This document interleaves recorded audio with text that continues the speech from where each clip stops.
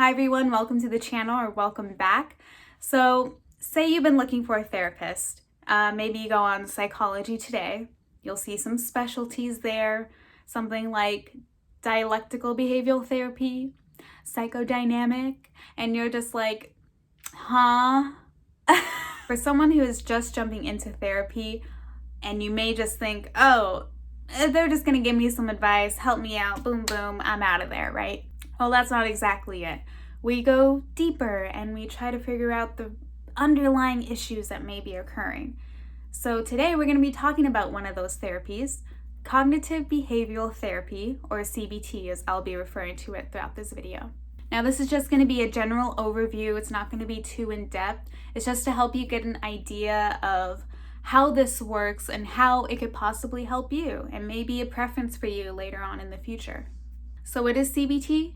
CBT is based on the idea that your thoughts, feelings, and behaviors are constantly interacting and influencing one another. In other words, a situation may happen, you'll have a thought due to the situation, then you'll have the feeling due to the thought, then you'll have the behavior or action in response to your emotion. So let's break this down even more and begin with thoughts.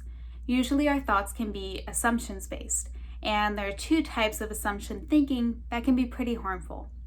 First one's going to be irrational beliefs. For example, you're walking down the street, someone's walking down the opposite way. You believe this person's going to come up to you and hurt you or threaten you. Now this is a bit extreme, but it's just to show how irrational a thought can be without any source of truth to it. Next we have automatic beliefs. Usually when we go about our day, we're so focused on so many things and can only pay attention to a few thoughts. Some thoughts occur automatically or even outside of our awareness, almost like a reflex. So say you're working on a project and you make a mistake and you think to yourself, oh, I'm so stupid. Now when this happens, we're unable to assess for accuracy because we don't even realize that we have that thought. We just accept it and move on. So having either or both of these types of thoughts can lead us to that downward spiral of depression or anxiety. Next, we have the emotions. So remember, you have the thoughts, then you have the emotions. So let's give a different example.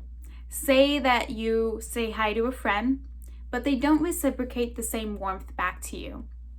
You then think to yourself, oh my goodness, they're mad at me, they don't want to be my friend anymore, or you may think they're out to get you.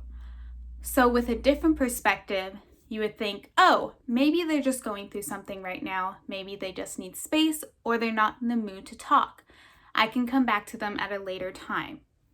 By having that perspective, you're able to stay calm and able to continue with your day without that lingering anxiety. Even with emotions, they can go unnoticed, where we push them down and deny their entire existence. But I'm sorry to tell you, they can still impact your thoughts and behaviors. So say you go around every day with a little bit of anger just brewing inside of you.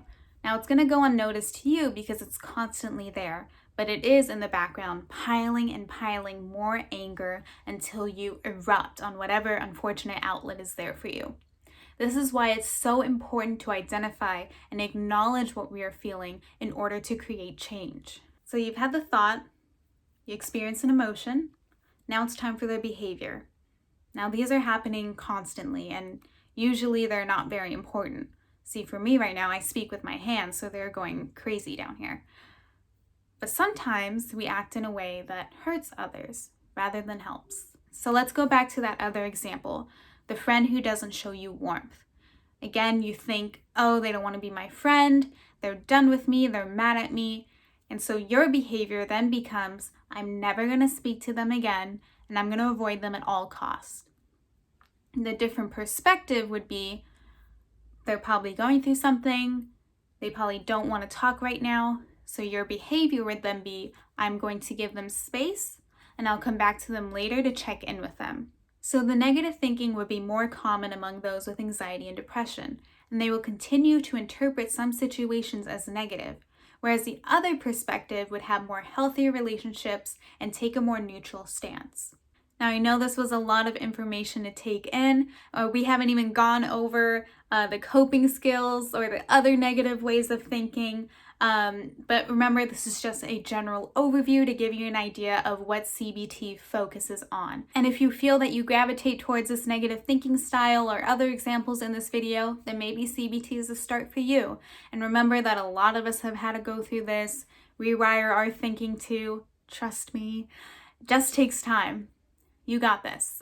So I hope you all enjoyed this video, and I hope that you can leave a comment below, maybe with your experience with CBT, if it worked for you, if it didn't, or if you want more information on other types of therapy. Don't forget to like, comment, subscribe, and share, and I hope you all stay safe and healthy, and I'll see you all in the next video. Bye!